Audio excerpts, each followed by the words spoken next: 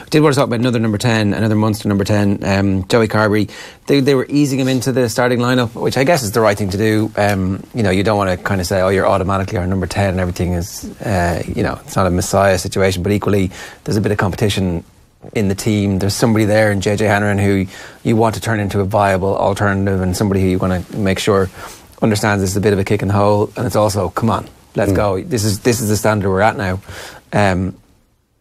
How's it been going so far? What do you make of this? And what's the ceiling for Carbery at Munster? It's funny when you listen to the commentary now, depending on where the game is situated and what channel are hosting it.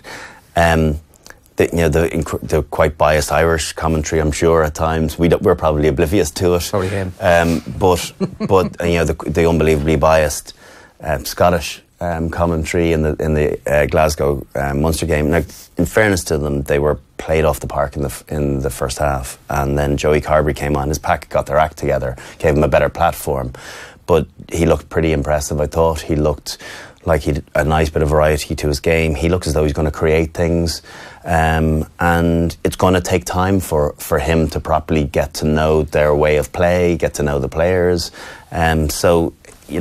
I think he's done pretty well for his first couple of outings.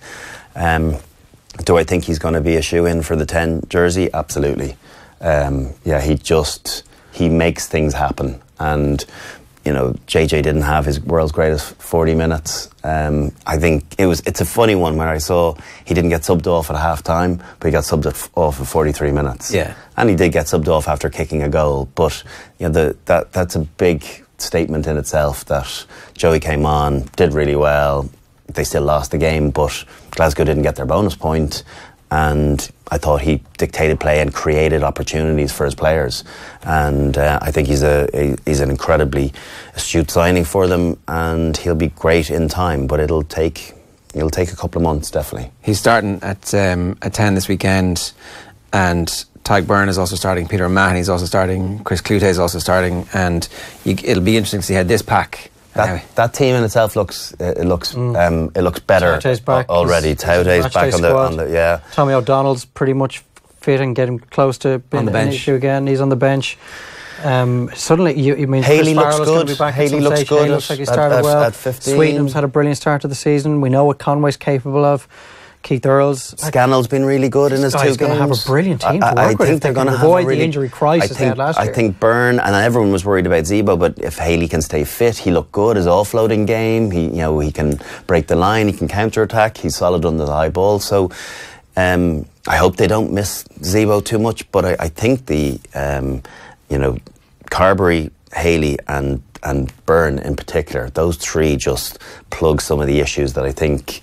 Definitely there's been an issue for a few years at 10. To replace Zebo is fantastic with someone like Haley, and then I think there's been an issue at second row, and I think seeing Byrne, I'd like to see him in there rather than playing at 6. Now they've got a good back row. They've got obviously Pete at 6 and Sander and Botha and Tommy O'Donnell and Clute.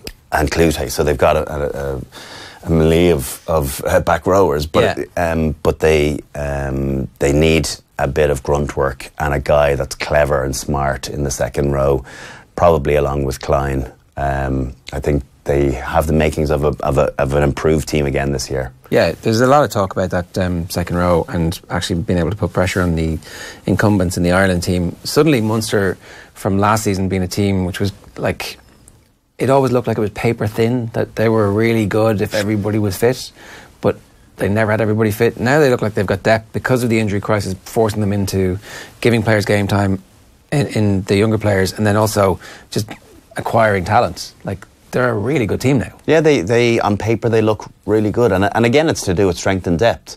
Who's going to be left out when it comes to Europe? We're a few weeks away from that yet, but I suppose you'd still have 1 or 2 concerns about 9 with Murray continually sidelined.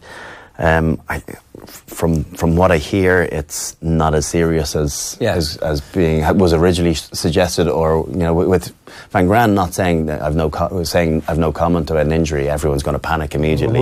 Like the void will be filled. He should have just speculation and should have just thrown water on that. Yeah. And he's got a neck injury.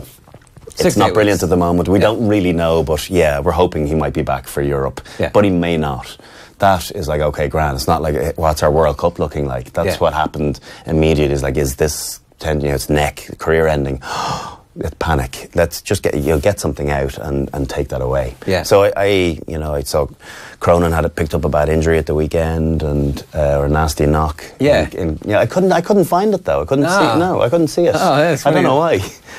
It's ridiculous, isn't it? Yeah, it is. Come on. It'll be interesting to see how all that plays out over the course of the season, because we've obviously got new channels showing. Yeah. So we'll see how favourable it is for teams away, home and away. But I would say that I'm looking forward to seeing the Glasgow Munster game next month before Europe. Every little thing is replayed. Yeah.